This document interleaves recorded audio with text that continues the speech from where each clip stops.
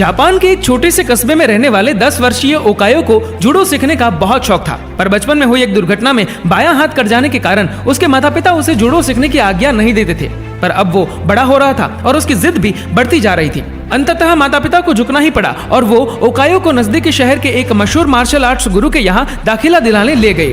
गुरु ने जब ओकायो को देखा तो उन्हें अचरज हुआ कि बिना बाएं हाथ का ये लड़का भला जूडो क्यों सीखना चाहता है। उन्होंने पूछा कि तुम्हारा तो बायां हाथ ही नहीं है, तो भला तुम और लड़कों का मुकाबला कैसे करोगे? ये बताना तो आपका काम है, ओकायो ने कहा। मैं तो बस इतना जानता हूँ कि मुझे सभी को हराना है और एक दिन खुद सेंसेई यानी मास्टर बनना है। गुरु उसकी सीखने की दृढ़ इच्छा शक्ति से काफी प्रभावित हुए और बोले, ठीक है, मैं तुम्हें सिखाऊंगा, लेकिन एक शर्त है, तुम मेरे हर एक निर्देश का पालन करोगे और उसमें दृढ़ विश्वास रखोगे। ओकायो ने सहमति में गुरु के समक्ष अपना सिर झुका दिया। गुरु ने एक साथ लगभग 50 छात्रों को जूडो सिखाना शुरू कर दिया। ओकायो भी अन्य लड़कों की तरह सीख रहा था, पर कुछ दिनों बाद उसने ध्यान दिया कि गुरुजी अन्य लड़कों को अलग अलग दांव पेच सिखा रहे हैं, लेकिन वह अभी भी उसी एक किक का अभ्यास कर रहा है जो उसने शुरू में सीखी थी। उससे रहा नहीं गया और गुरु से पूछा कि गुरुजी, आप अन्य लड़कों को नई नई चीजें सिखा रहे हैं, पर मैं अभी भी बस वही एक किक मारने का अभ्यास कर रहा हूँ, क्या मुझे और चीजें नहीं सीखनी चाहिए? गुरुजी बोले, तुम्हें बस इसी एक किक पर महारत हासिल करने की आवश्यकता है, और वो आगे बढ़ गई।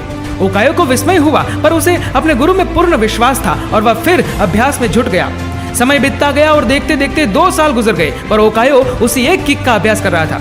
एक बार फिर ओकायो को चिंता होने लगी और उसने गुरु से कहा, क्या अभी भी मैं बस यही करता रहूंगा और बाकी सभी नई तकनीकों में पारंगत होते रहेंगे? गुरुजी बोले, तुम्हें मुझ में यकीन है तो अभ्यास जारी रखो। ओकायो ने गुरु की आज्ञा का पालन करते हुए बिना कोई प्रश्न पूछे अगले 6 साल तक उसी एक किक का अभ्यास जारी रखा।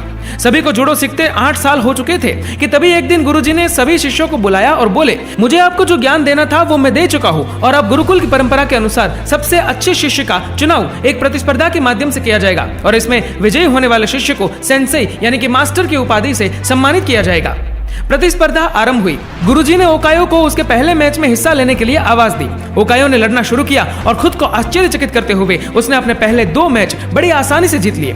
तीसरा मैच थोड़ा कठिन था, लेकिन कुछ संघर्ष के बाद विरोधी ने कुछ क्षणों के लिए अपना ध्यान उस पर से हटा दिया। ओकायो को तो मानो इसी मौके का इंतजार था। उसने अपनी अचूक किक विरोधी के ऊपर जमा दी और मैच अपने नाम कर लिया। अभी भी अपनी सफलता से आश्चर्य में पड़े ओकायो ने फाइनल में अपनी जगह बना ली थी। इस बार विरोधी कहीं अधिक ताकतवर, अनुभवी और विशाल था। देखकर ऐसा लगता था कि ओकायो उसके सामने 1 मिनट भी टिक नहीं पाएगा। मैच शुरू हुआ। विरोधी ओकायो पर भारी पड़ रहा था। रेफरी ने मैच रोककर विरोधी को विजेता घोषित करने का प्रस्ताव रखा, लेकिन तभी गुरुजी ने उसे रोकते हुए कहा, नहीं, मैच पूरा चलेगा। मैच फिर से शुरू हुआ। विरोधी अति आत्मविश्वास से भरा हुआ था और अब ओकायो को कम आंक रहा था और इसी दंभ में उसने एक भारी गलती कर दी। उसने अपना गार्ड छोड़ दिया।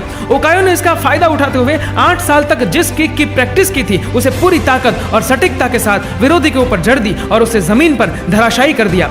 उस किक में इतनी शक्ति थी कि विरोधी वहीं मूर्छित हो गया और ओकायो को विजेता घोषित कर दिया। मैच जीतने के बाद ओकायो ने गुरु से पूछा कि सेंसेई, भला मैंने ये प्रतियोगिता सिर्फ एक मूव सीख कर कैसे जीत ली? तुम 2 वजहों से जीते। गुरुजी ने उत्तर दिया, पहला, तुमने जूडो की एक सबसे कठिन किक पर अपनी इतनी मास्टरी हासिल कर ली कि शायद ही इस दुनिया में कोई और ये किक इतनी दक्षता से मार पाए, और दूसरा कि इस किक से बचने का एक ही उपाय है और वह है विरोधी के बाएं हाथ को पकड़कर उसे जमीन पर गिराना। ओकायो समझ चुका था कि आज उसकी सबसे बड़ी कमजोरी ही उसकी सबसे बड़ी ताकत बन चुकी थी।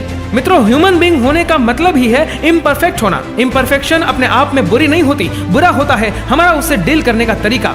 अगर ओकायो चाहता तो अपने बाएं हाथ के ना होने का रोना रोकर एक अपाहिज की तरह जीवन बिता सकता था, लेकिन उसने इस वजह से कभी खुद को हीन नहीं महसूस होने दिया। उसमें अपने सपने को साकार करने की दृढ़ इच्छा थी और यकीन जानिए, जिसके अंदर ये इच्छा होती है, भगवान उसकी मदद के लिए कोई ना कोई गुरु भेज देता है। ऐसा गुरु जो उसकी सबसे बड़ी कमजोरी को ही उसकी सबसे बड़ी ताकत बना उसके सपने साकार कर सकता है।